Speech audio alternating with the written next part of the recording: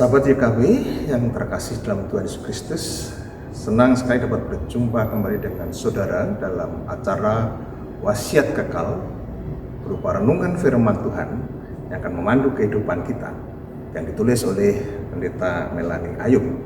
Saya, Pendeta Yudi Kristanto dari GKI Lebak Jaya, Surabaya, akan membacakannya untuk kita semua. Renungan kita hari ini, Selasa, tanggal 14 Januari 2025 berjudul Pujilah Tuhan. Didasarkan pada kitab Hakim-Hakim pasal 5 ayat 12 sampai ayat yang ke-21. Mari sebelum kita merenungkan firman Tuhan, kita berdoa mohon tuntunan dan pimpinan dari Roh Kudus. Mari kita berdoa.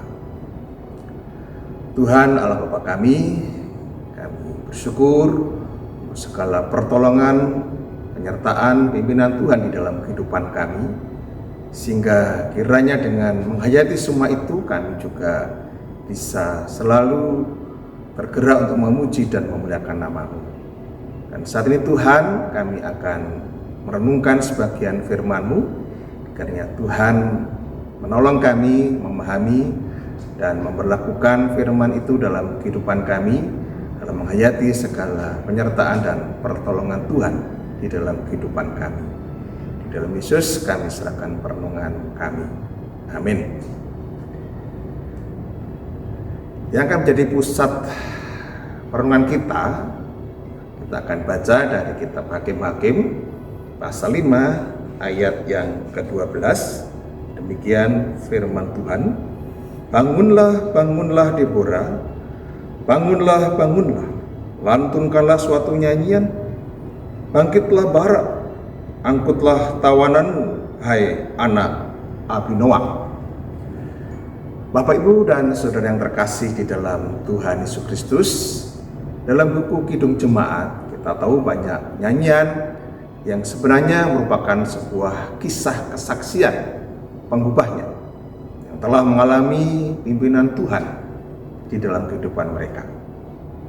Salah satunya adalah nyanyian yang berjudul Ku Berbahagia. Kita bisa melihatnya di Kidung Jemaat nomor 392 karya Fanny Crosby, seorang komunis yang buta sebenarnya sejak kecil, namun dikenal sebagai penulis himne terbanyak, yaitu 9.000 himne. Nyanyian ini mengajak kita semua untuk merasa bahagia karena kita memiliki Kristus. Nyanyian Deborah dan Barak dilantunkan setelah mereka mengalami pertolongan Tuhan saat melawan bangsa Kanaan. Kemenangan bangsa Israel adalah dari Tuhan dan oleh Tuhan saja. Deborah dan Barak tidak diam membisu setelah menyaksikan bagaimana Tuhan menyerahkan musuh ke tangan mereka.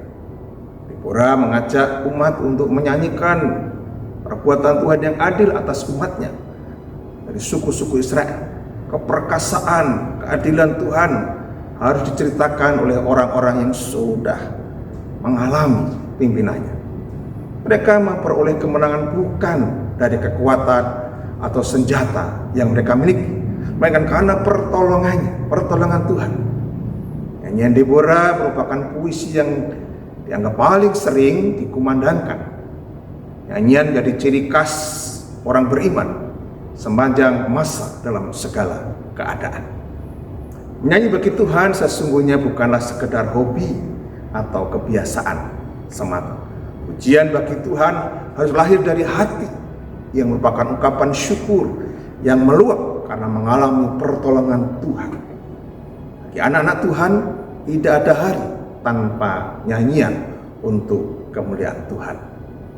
Nah, sudah dikasih Tuhan, para sahabat YKB, dari renungan firman Tuhan ini kita bisa berefleksi bahwa setiap saat kita perlu mengucap syukur melalui kumandang pujian yang bergema dari hati yang tulus. Mari kita mengakhiri renungan kita dengan berdoa. Mari kita berdoa. Tuhan Allah Bapa kami, melalui perenungan kami ini, kami diingatkan bahwa begitu banyak penyertaan, begitu banyak pertolongan yang Tuhan sudah nyatakan kepada kami di sepanjang kehidupan kami. Dan kiranya dengan menghayati begitu banyaknya pertolongan, pimpinan, penyertaan Tuhan, kiranya membuat kami selalu tergerak untuk memuji, memuliakan, bernyanyi untuk Tuhan, menunjukkan betapa kami bersyukur atas penyertaan dan pertolongan. Terima kasih Tuhan untuk segala penyertaan, pertolongan dari Tuhan di sepanjang perjalanan kehidupan kami. Terima kasih Tuhan, di dalam Yesus kami berdoa dan bersyukur. Amin. Sahabat YKB yang terkasih, demikianlah renungan kita pada hari ini. Dan jangan lupa untuk subscribe, like, dan bagikanlah kepada sebanyak mungkin orang yang kita temui di dalam kehidupan kita pada hari ini. Tuhan memberkati. Amin.